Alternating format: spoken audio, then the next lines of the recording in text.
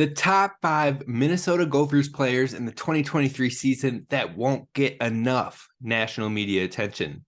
Hey, You are Locked On Golden Gophers. No matter what we're going to do here, we're just going to keep rowing. Your daily podcast on the Minnesota Golden Gophers. However it turns out, we're just going to keep rowing. Part of the Locked On Podcast Network. Your team every day. We're just going to keep rowing, and keep rowing.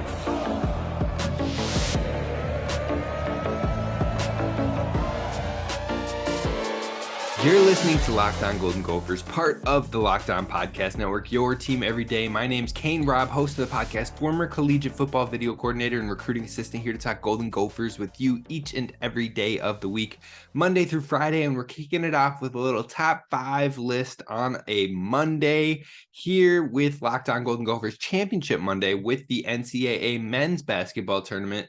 So we are going to be talking about, some national media attention, the players who have been diamonds on those broadcasts and whatnot. We're also going to talk about what to look for in this week's spring practice, things we need to see, and so much more. So be sure to hit subscribe wherever you get your podcasts, so that way you don't miss out on future episodes, and definitely hit subscribe over on YouTube, where we're building that community up. Now, we're going to have some fun topics throughout this offseason. We're going to talk about the impact Chris Autman-Bell has throughout this offseason and what his 7th year means for the Gophers.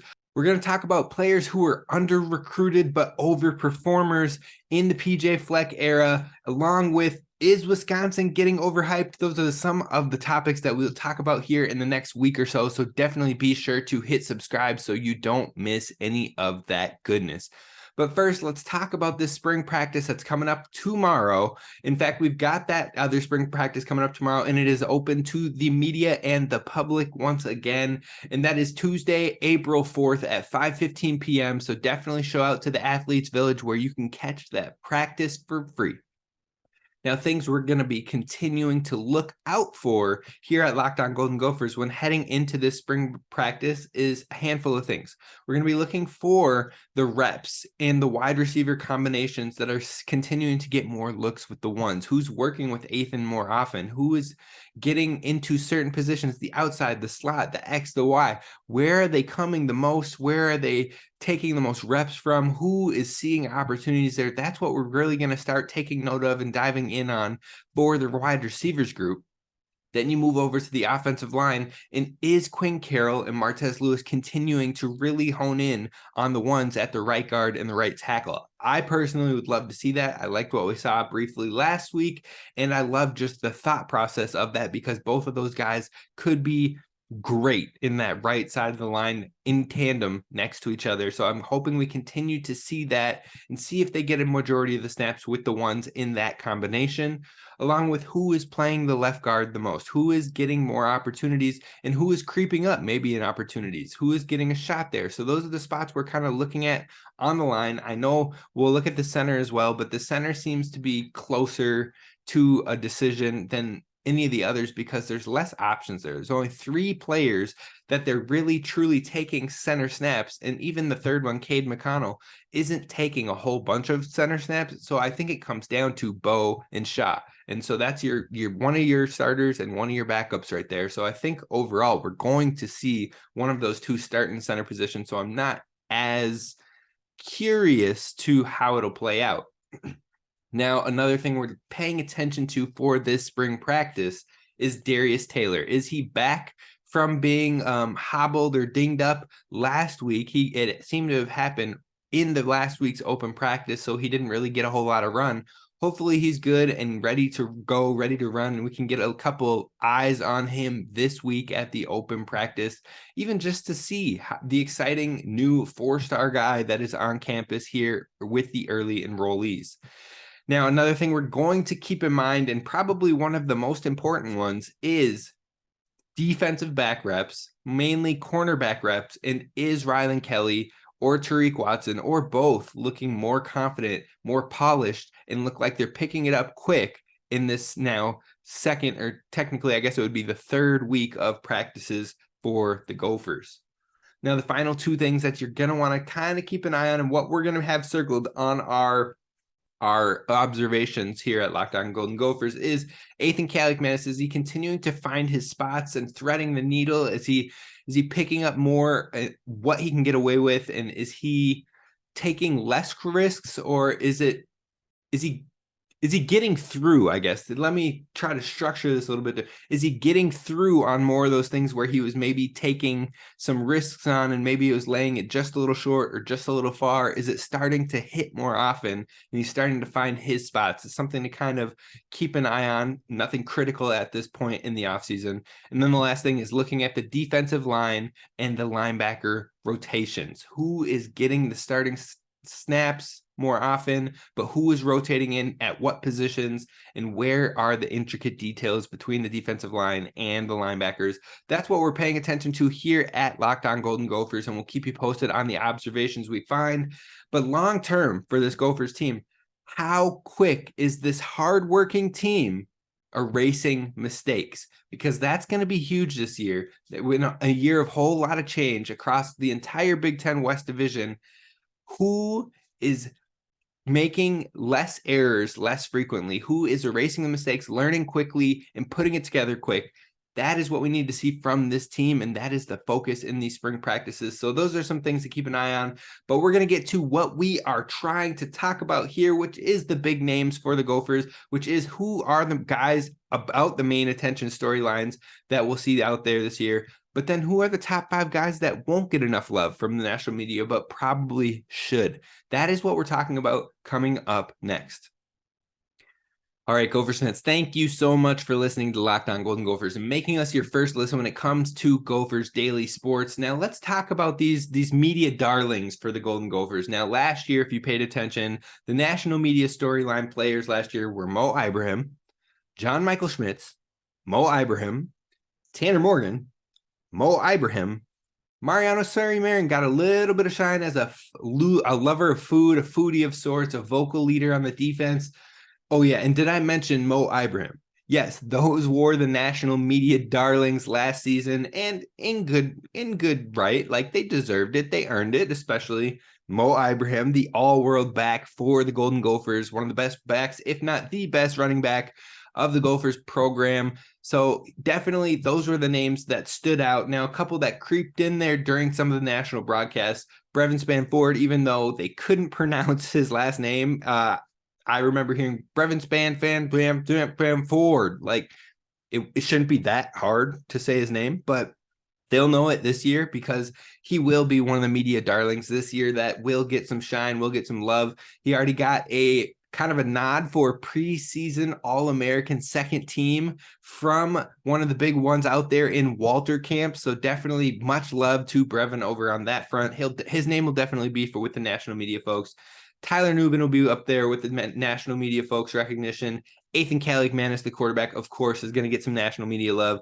And then I think Autman-Bell will be a story in itself with both his talent on the field, his longevity with the team, and then coming back from an injury. So I think those are the guys that will get a lot of media love on the national games that the Gophers play. Those are going to be the guys you consistently hear these guys talk about.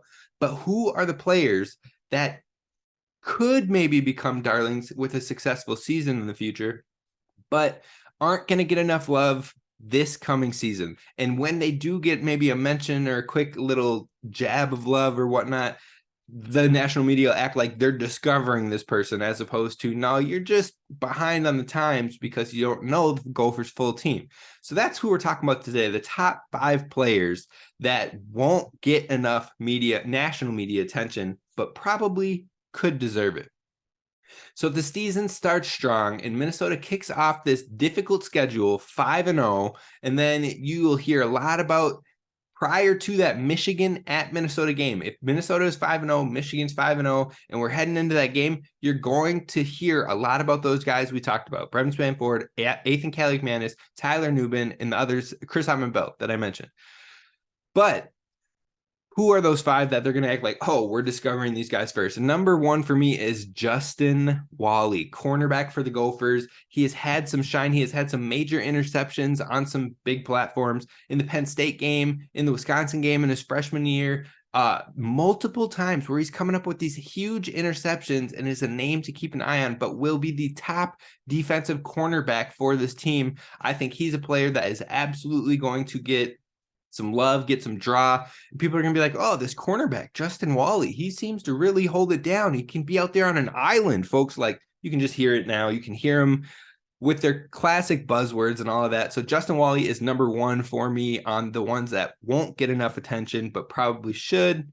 Number two is Cody Lindenberg. Now, Cody Lindenberg, when he got opportunities last year, got into some of these national media talks when they were playing in the bowl game, when they were playing in some of those late games, the Wisconsin game, because Cody Lindenberg was flying out there. He had the energy. He was coming forward on like every tackle. He was always there on the play. And that's going to continue as he continues to get more reps, but also as he continues to think less and play more. And he talked about that in the media presser most recently that we had with Cody, where he was talking about it was more helpful for him last year being able to play in a lot of live snaps over the back half of the year because it allows him to think less because he understands what their game plan is. He understands what they're trying to do. He understands the focus.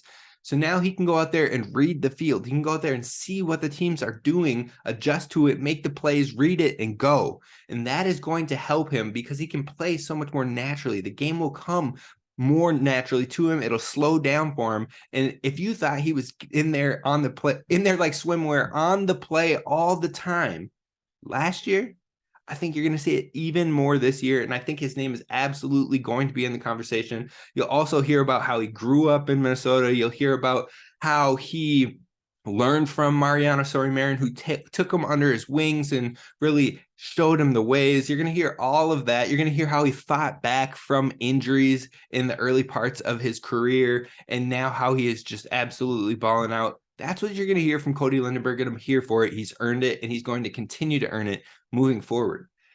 Number three for me is Daniel Jackson, and it isn't particularly close. I think you could put Daniel at 1, you could put him at 2, you could put him at 3, but he is absolutely going to be one of those names that people are like, whoa, this kid, Daniel Jackson, has something special. In fact, they're going to go and they're going to reference some of the games that he had last year where all of a sudden he's scoring two touchdowns in the bowl game. He's scoring 2 touchdowns in the Wisconsin game to help bring the Axe back home back-to-back years.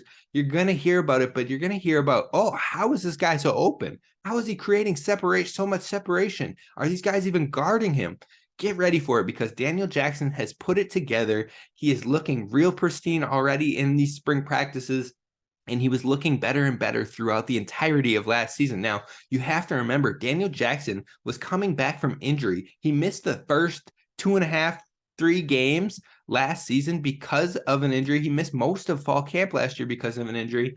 Then he comes back in the Michigan State game. He came back a half a game before that, played on limited reps, pitch count, comes back full-time in that Michigan State game, shows out right away in the Michigan State game. Then in the Purdue game was the offense for the most part. He was literally one of the only things that was sparking in that game to even keep it close in the first place. Then you go to games later on in the season, he continues to build and come alive and really showed, hey, I can be a number 1 receiver. I'm not just, playing limited role here or playing extra snaps because Chris Autman-Bell is hurt. No. As he went on, he showed, I am that dude. I can make these plays, get me the ball, put it in the space, and I got you. So Daniel Jackson is going to be one that'll be intriguing, be a name, and I absolutely think he'll be one that gets some love, but not enough from the start.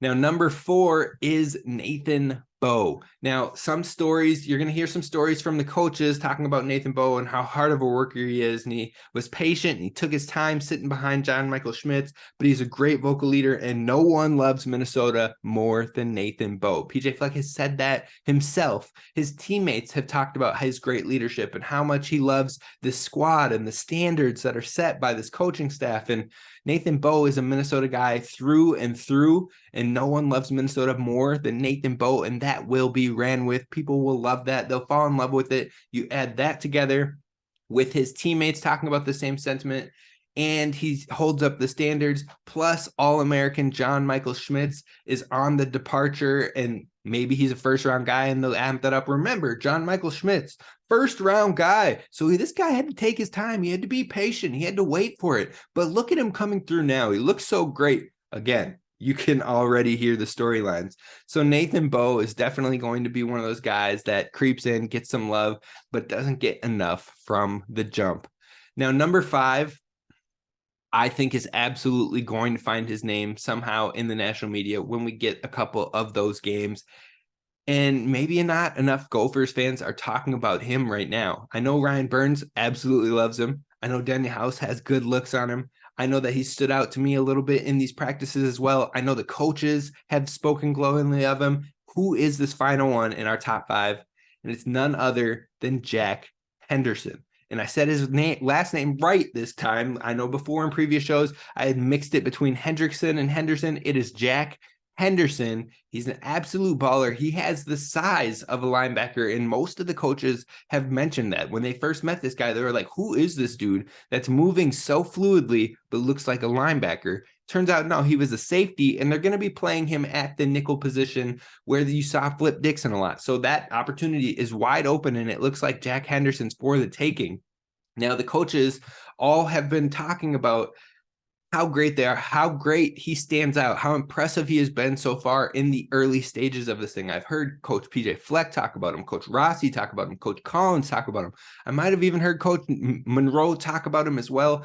He's making an impact, a lasting impact. And I think even when we got to the field, even when we got to that practice, that one practice we've seen so far, he stood out, and he stood out in a good way. He was in position. He was making plays. He was getting his hand on the ball. And you got to remember, this is his first camp. This is his first time getting into this defensive system, and it seems like it's coming very naturally. So as we get through spring, as we get through early fall, don't be surprised for this guy to trigger faster, for this guy to be there for impact plays, for this guy to make big moments. So I'm excited for Jack Henderson. I think he is going to be a big-time player for the Gophers. And then on top of that, you have extra storyline with him transferring in, moving up from the FCS. Plus, he just balls out. That will lend itself to more stories, more opportunities, and more recognition. So that's the top 5 players that won't get enough national media attention from the jump, but probably will earn their way into more. That's number 1, Justin Wally. Number 2, Cody Lindenberg. Number 3, Daniel Jackson. Number 4, Nathan Bowe. And number 5, Jack Henderson.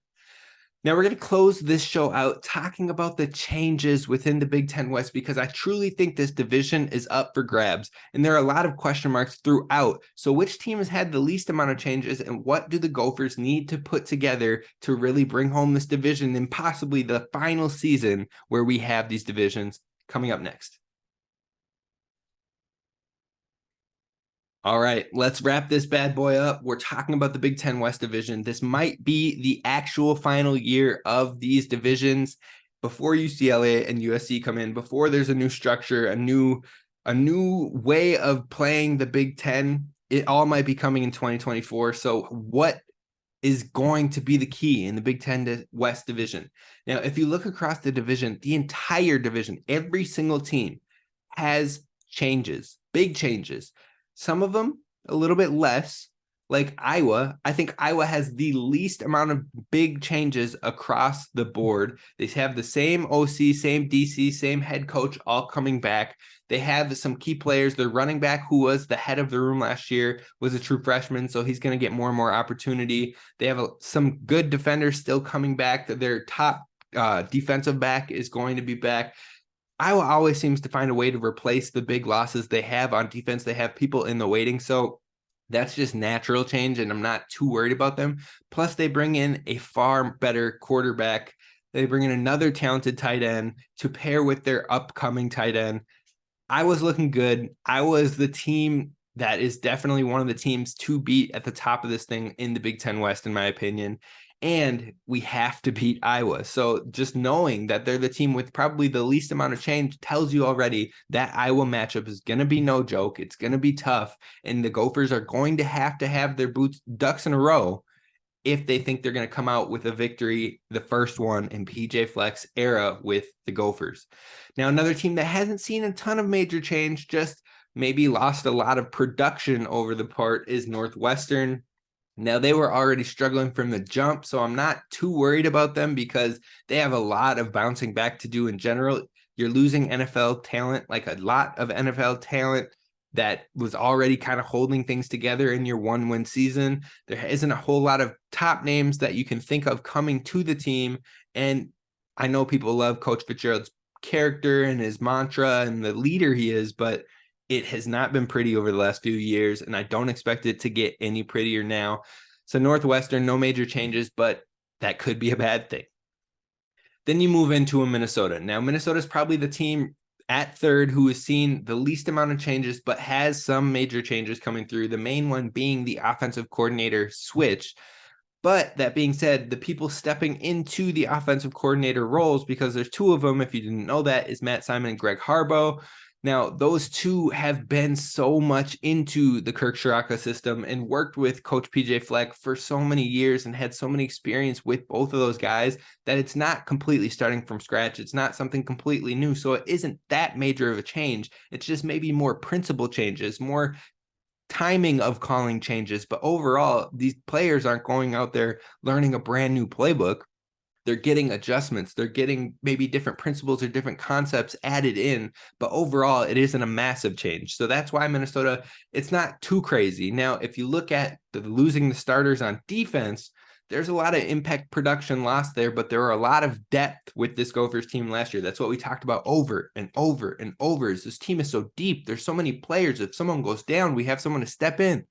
Well, now we don't have as much depth on that defense, but you have a lot of guys who have the talent, have the ability, and have some experience to get in there and be these starters. So it's not too worrying that there are 8 starters from last year that are no longer on the team. The only starters that are really back on the defensive side of ball is Kyler Baugh, Tyler Nubin, and then the edge that was opposite of Danny Sturgow. Now that switched, or not Danny Sturgow, of Thomas Rush. Now that switched up between Danny Sturgow, Ja Joyner, Jalen Logan Redding.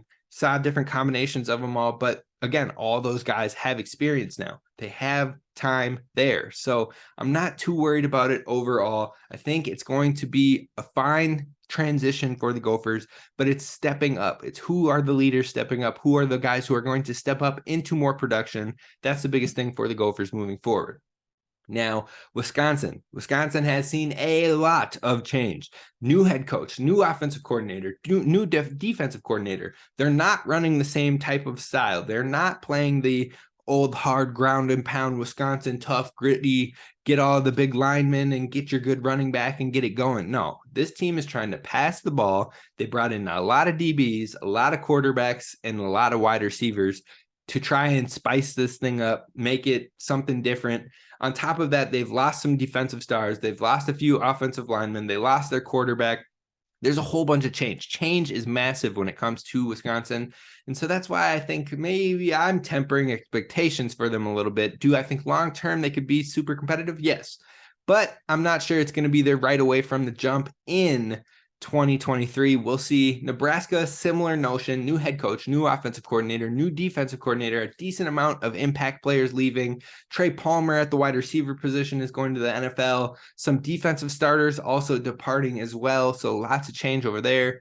Illinois has a new defensive coordinator, and that defense was the staple for Illinois last year. That was the driving factor paired with their running back. That was the driving factor, the defense and the running back.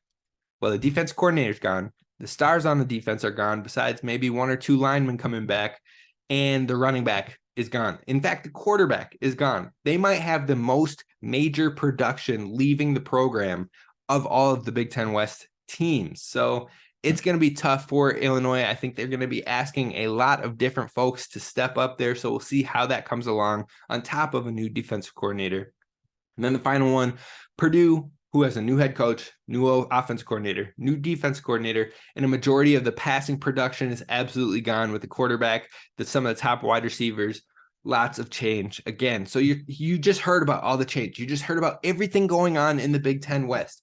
Change is a huge thing for the year of 2023. But the bad news for Minnesota is they could possibly have the hardest schedule within the division and all of this change. Now, the positive is they probably have the second least impactful changes when it's paired with the quality of players returning from a moderately good season. Again, and internally, that offensive coordinator being from the same system, within the same thing, so it's not a complete shakeup. Now, outside of Iowa, no one else in the conference brings major worry to me in this one. So it's really handling the games that you need to handle and then being in the games that people want to count you out of. And that comes with the work now, the extra work that comes with putting in the extra time outside of practice. What are you doing to get better in the film room? What are you doing to get better within the system? Play faster, act faster. That's going to be the biggest thing to set Minnesota apart. Ethan learning right now. I can tell you for a fact, Ethan Kaligmanis is grinding, wanting to be the one that proves everybody wrong, wanting to be the one that gets the Gophers in that conversation, gets them over the hump, and be that quarterback that people maybe are counting out or not knowing enough of heading into the season within the Big Ten and walking out one of the best quarterbacks in the Big Ten. So I know he's grinding, and I am excited to see what he does there. Now, could Wisconsin and Nebraska get there? Could they get to a point of consistency where they're doing a lot and doing well in the 23 season? Sure. But huge monumental changes in philosophy and play style and approach is tough to adjust to no matter how you slice it. So I'm thinking those teams are going to be more close to a 7-win team or a 6-win team than a 9 or 10-win team. It's going to be tough regardless of how easy the schedule looks because you have so many changes coming through. And then also, fun fact on top of that, friend of the show, Daniel House over at Gophers Guru, mentioned to me that Luke Fickell's teams have been some of the most penalized teams in the entire FBS for the past few years now. So I add in, you have a whole lot of changes, a whole lot of philosophy, and then you talk about the teams haven't been the most disciplined on the field. That can come back to bite you, especially in the Big Ten. So I think it is going to still be a learning year. Now, will they make a bowl game? Probably. They'll probably still get to a bowl game and have some success. But I think it is a stretch to get them to a division win in this first year. All of this is to say that Minnesota can make up ground. They can get there. They can put their names towards the top of this division in the spring sessions, in the fall, by gelling together, by working out the kinks with the younger players, getting them more and more field time, more and more reps, and getting them into this thing quickly. Because the more you do that, the more set up for success this team is in 2023, regardless of the difficult schedule, regardless of all of that. They can power through if they start cleaning it up now. So that's going to do it for us here at Locked On Golden Gophers. I do think the Gophers are in that top 3 of the pack in the Big Ten West. So now it's starting to do the extra work to get to the top 2, get to the top team in the division. And I'm excited to see what is going to happen from it. Let me know your thoughts down below. Let me know what team you think are the top of the top in the Big Ten West in 2023 in the comments on YouTube. Be sure to hit subscribe while you're there. This is Kane Rob signing off. I'll see you tomorrow. Row the boat. Sky Uma. Go Gophers.